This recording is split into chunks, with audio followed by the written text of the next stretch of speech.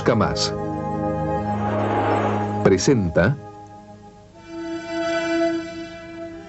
OVNIS, el enigma pendiente.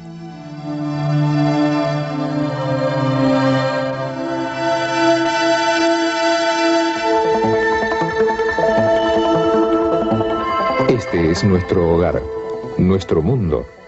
En él nacemos, sentimos, luchamos, amamos y morimos. Toda la existencia, al menos aquella de la que tenemos conciencia, se desarrolla aquí, en este planeta tibio y acogedor.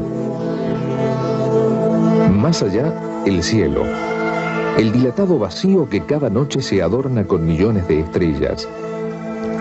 Es entonces cuando nuestro mundo más se asemeja a una isla perdida en el más ilimitado de los océanos. No es extraño que el hombre se haya sentido solo y en su mente fraguara la idea de que al otro lado de las nubes no existe más que el silencio de un helado universo ausente de vida.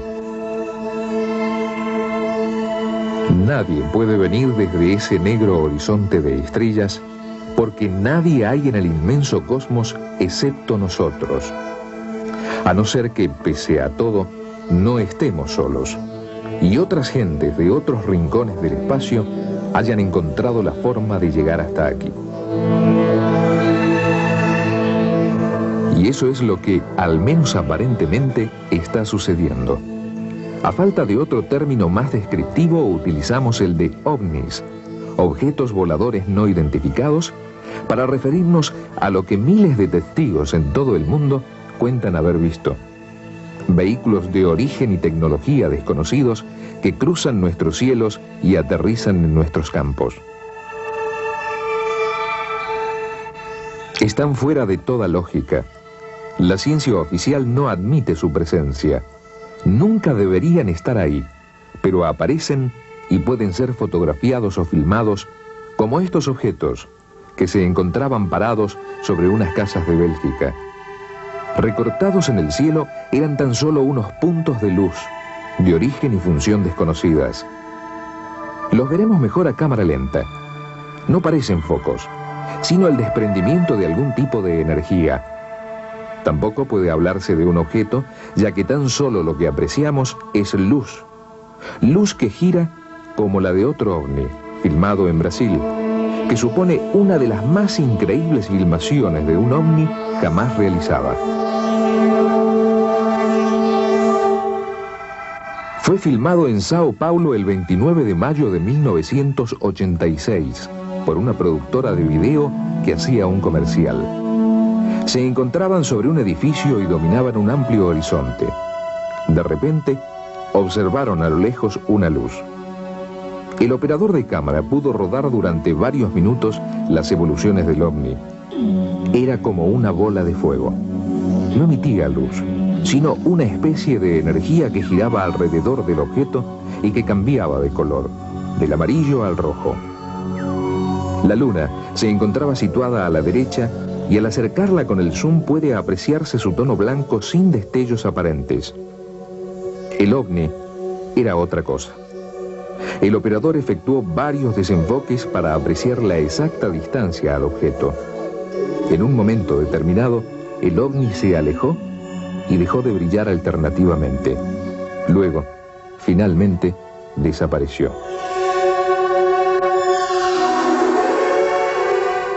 Los ovnis son un fenómeno que para unos no traspasa los límites de lo meramente psicológico y para otros es tan material y tangible como nuestros aviones. Un fenómeno que es susceptible de múltiples interpretaciones, pero que ha encontrado eco en las propias universidades, sirviendo de tema para conferencias, coloquios o encendidos debates. Y también los gobiernos de los distintos países han destinado tiempo y grandes presupuestos a su estudio.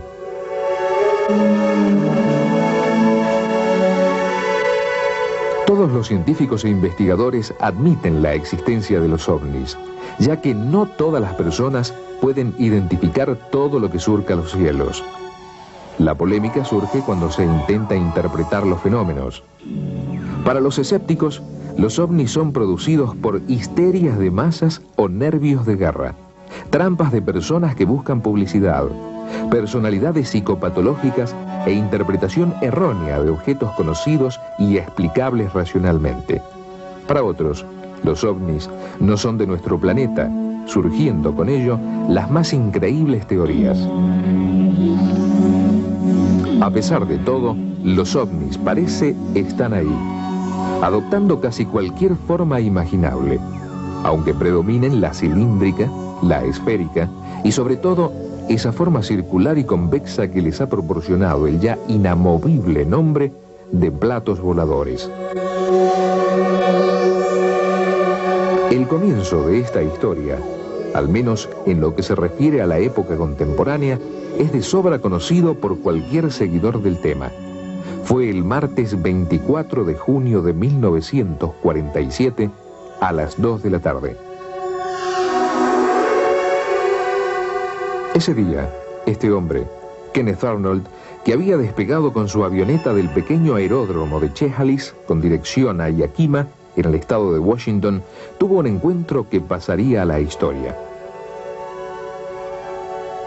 Volando a una altitud de 2.800 metros sobre el monte Rainier, Arnold vio a su izquierda algo que le llamó la atención. Una formación de 9 objetos brillantes. Pensó que sería un nuevo prototipo de aviones, pero una observación más detenida le permitió comprobar que carecían de alas y que no tenían ni hélices ni toberas. Volaban deslizándose a saltos, como cuando se lanza un plato tangencialmente a la superficie del agua. Y platos voladores, o platillos volantes, se les llamó desde ese día.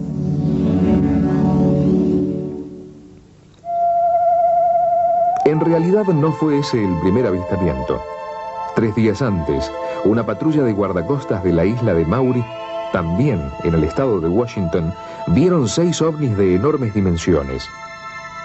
2 semanas después, un reportero del Louisville Times de Kentucky obtenía esta fotografía, probablemente la primera que se publicaba en un periódico.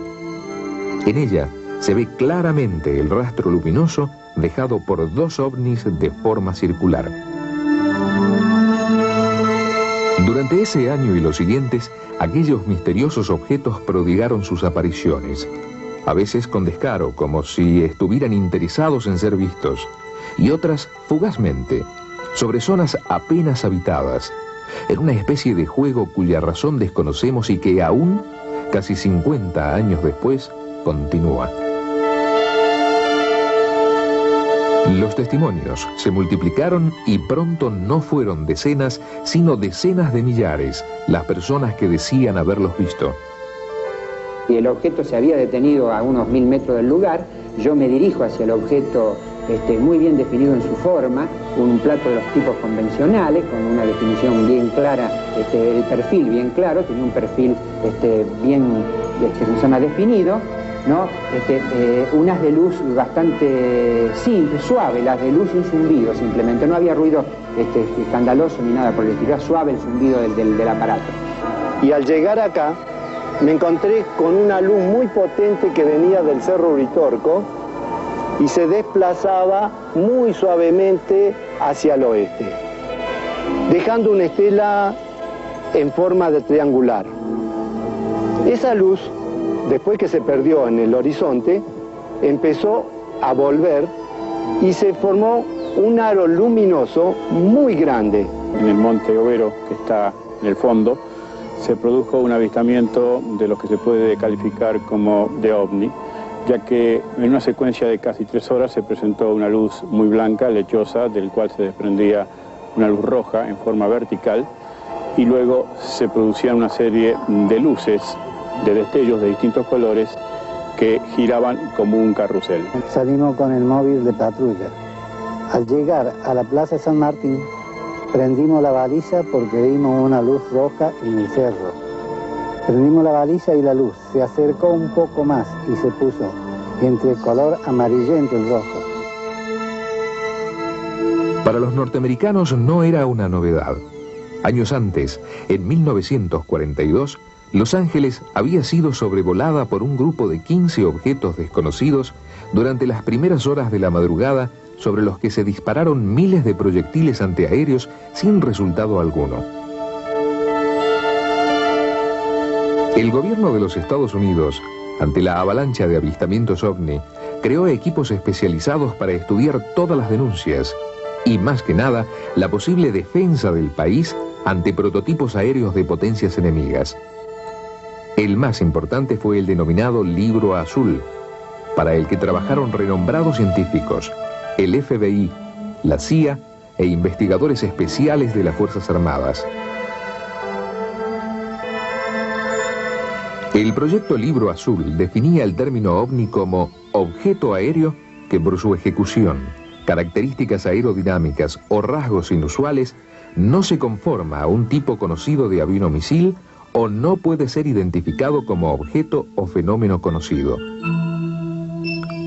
Sus trabajos se desarrollaron entre los años 1947 y 1965, estudiando un total de 10.147 observaciones ovni. Tras todos esos años, los encargados del proyecto emitieron un veredicto.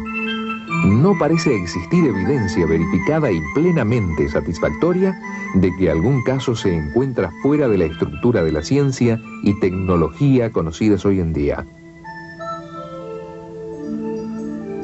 Para los responsables del Libro Azul, la mayoría de las visiones de la gente no eran naves espaciales extraterrestres, sino estrellas brillantes, globos, satélites, cometas, bolas de fuego, naves aéreas convencionales, nubes en movimiento, regueros de vapor, misiles, rayos, luces de búsquedas, reflejos del sol en pájaros o bandadas de patos, señales aisladas de radar, fuegos artificiales y llamaradas. El Libro Azul admitió de entre sus más de 10.000 investigaciones que 646 de ellas no podían identificarse o hallar una explicación satisfactoria. Además, muchos de los casos explicados aportaban bases suficientes para la incredulidad. Todas las investigaciones realizadas por el proyecto Libro Azul no sirvieron para que el asunto de los ovnis fuera archivado y el propio gobierno de los Estados Unidos inició nuevos estudios. La cuestión era si tales objetos no identificados que se paseaban impunemente por el cielo de América y de Europa eran vehículos experimentales de algún país, posiblemente de la entonces hermética Unión Soviética, o tenían un origen extraterrestre. Lo cierto es que esa forma circular ya había tentado a los ingenieros alemanes, y el fin de la Segunda Guerra Mundial permitió saber que, al menos en el tablero de dibujo, los platos voladores habían formado parte de los proyectos nazis. La peonza voladora de Schreiber, el plato volador de Meade o el B-7 no llegaron a volar, y puede que alguno de ellos fuese incluso una simple fabulación, pero constituían una posibilidad, un punto de partida para situar a los ovnis dentro de la tecnología terrestre. Los mismos norteamericanos fabricaron dos prototipos de forma sensiblemente circular, el B-173 y el XF-5B-1, destinados a las fuerzas navales y rebautizados por los pilotos con el nada romántico nombre de tortillas volantes. No aportaban ventaja alguna sobre los aviones de forma convencional y el proyecto fue abandonado. Lo mismo sucedió con el Avro-Avrocar, una especie de helicóptero compacto destinado a alcanzar los 480 kilómetros por hora, pero que apenas consiguió elevarse unos metros sobre la pista de prueba. Muchos años después, los ingleses diseñaron el Skyship, cuyas pruebas, en un hangar del Real Centro Aeronáutico de Cardington, estamos viendo. Es un modelo a escala.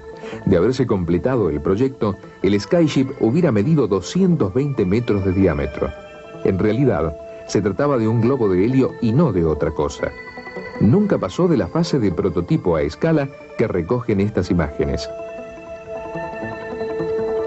Decididamente, la forma de plato en nada se concilia con los métodos de propulsión al uso, ya sean hélices o toberas, y la aerodinámica, que ha avanzado extraordinariamente en los últimos 40 años, se mantiene fiel al esquema clásico con alas más o menos atrevidas, timones más o menos grandes y motores más o menos potentes.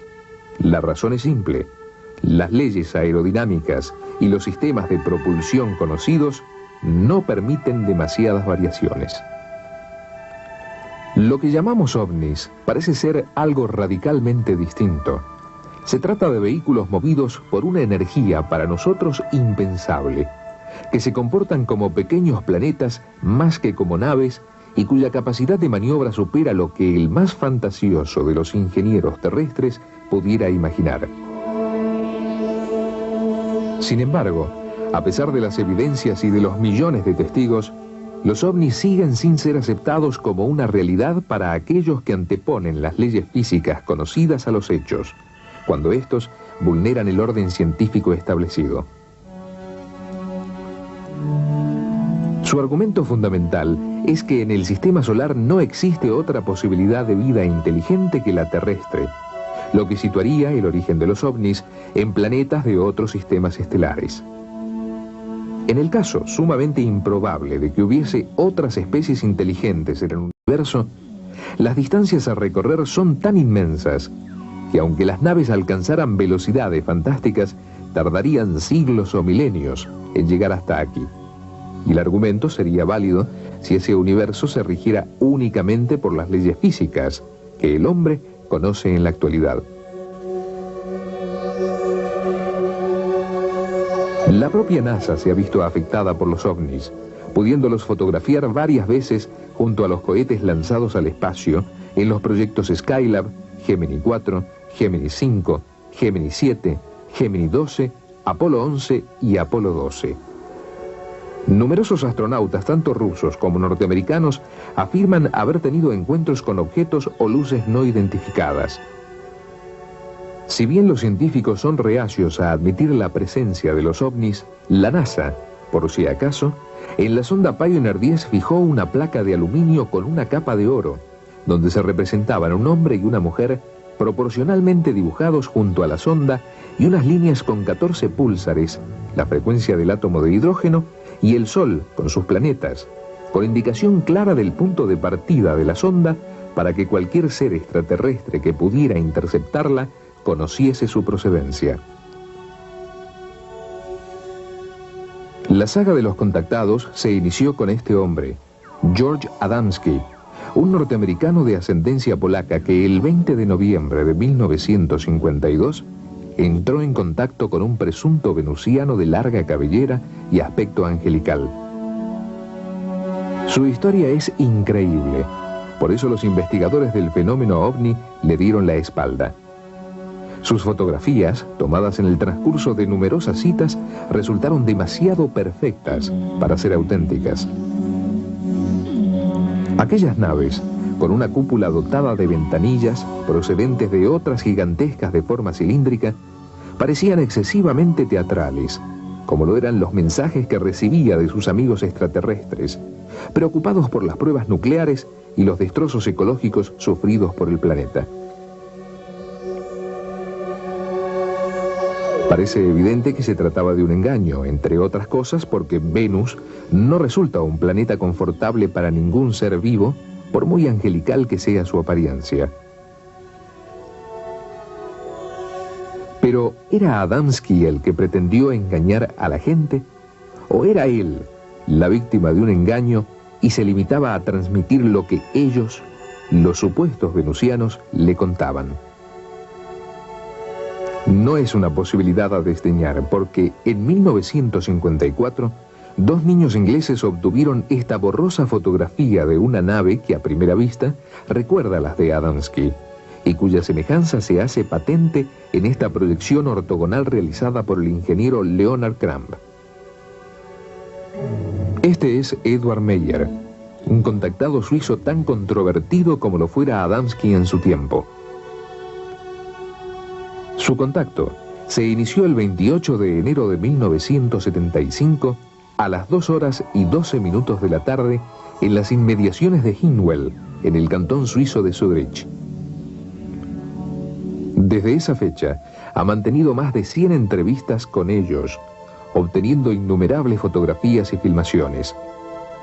A Adaptados a la época actual, los tripulantes de estas naves no dicen proceder de nuestro sistema solar, sino de mucho más lejos, de un planeta llamado Erra, del sistema Taigueta en la Pléyades.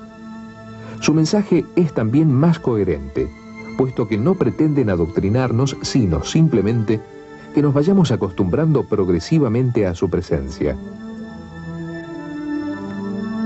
Hablan del hiperespacio y del espacio sin tiempo, y afirman que es posible recorrer distancias interestelares en pocos minutos. En las filmaciones obtenidas por Meyer, puede verse cómo esas naves desaparecen de un fotograma a otro, coincidiendo con lo que afirman muchos testigos que describen la repentina ausencia del ovni que estaban contemplando como una brusca desaparición sin más. Son las mejores filmaciones y fotografías obtenidas hasta ahora, y por ello, las que más se han estudiado. La posibilidad del trucaje siempre ha estado presente en todos los investigadores que han hablado con él y que han examinado las pruebas. Aunque han pasado 20 años, nadie ha conseguido desprestigiarle. La simpleza de su cámara de fotos y de película de 8 milímetros abre un enorme interrogante sobre cómo un hombre que le falta un brazo pudo falsear las tomas. Y no son pruebas superficiales, como este ovni filmado que no se mueve mientras el aire agita las ramas del árbol, o como este otro, que aparece detrás de las ramas de un árbol haciendo imposible el modelo a escala, o como este otro, que un momento determinado de su trayectoria refleja sobre la cúpula la luz del sol. Las fotos de Meyer han sido sometidas a todas las posibles investigaciones que la técnica puede aportar. Meyer es el último gran contactado por el momento, pero es solo la punta de un iceberg. Cada día surgen nuevos casos de avistamientos, casos para los que la ciencia no ha encontrado una explicación convincente. Por eso, el caso OVNIS sigue siendo un enigma pendiente.